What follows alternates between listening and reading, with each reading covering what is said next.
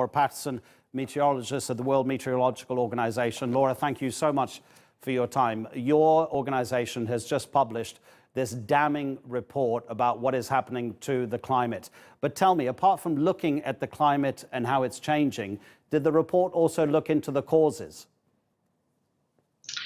Yes, well, the report is quite special, really. It brings together parts from across the climate science community, bringing together both the state of the atmosphere, but also the state of emissions at the moment, the concentrations of global greenhouse gases in the atmosphere, and also the gap between where we currently are and where we have to be able to reach the 1.5 or 2 degree targets in line with the Paris Agreement.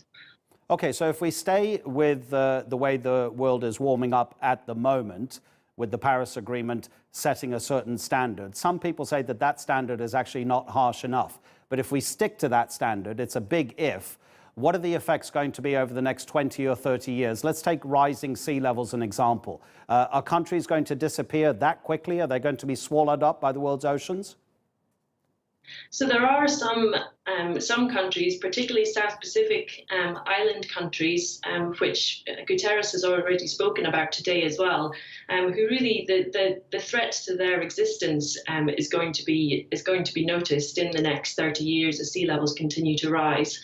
But it's not just there. We also have millions of people that live in cities on our coasts around the world, many already very close to sea level.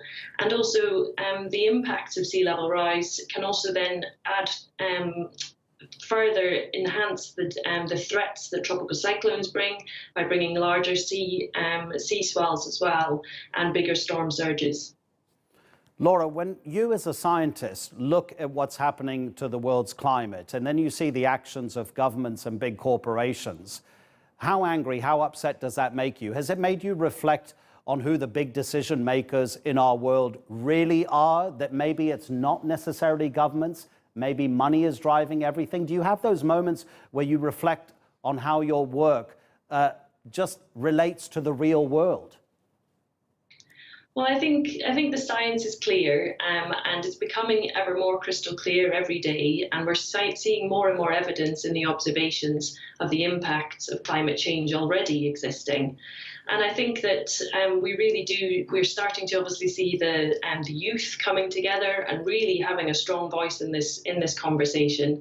And now today, even in the summit so far, we've seen strong interventions from not just state actors, but non-state actors as well. Michael Bloomberg speaking very strongly on that. So I think we're maybe at a moment where things are coming together. We're perhaps seeing a change in the discourse at the moment.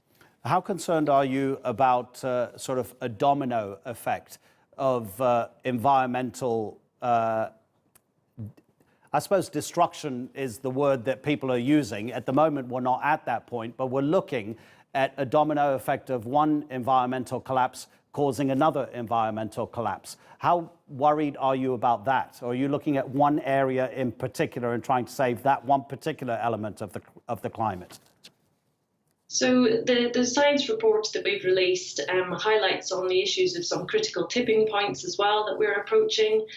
For example, with the Arctic sea ice, the more and more that we melt and we lose that sea ice, instead we see the ocean absorbing, the darker ocean absorbs more heat. So we get a feedback mechanism which will further add to the warming. So we have to keep an eye on these critical tipping points. It does look as if we're ever approaching them. We're already at 1.1 degree above pre-industrial temperatures. And that's 0.2 degrees even higher than just 2011 to 15. So we really are seeing things accelerating towards where we might get towards some of these scientific tipping points. And there are uncertainties in exactly where that may lead to us, but it's definitely a risk that we need to monitor.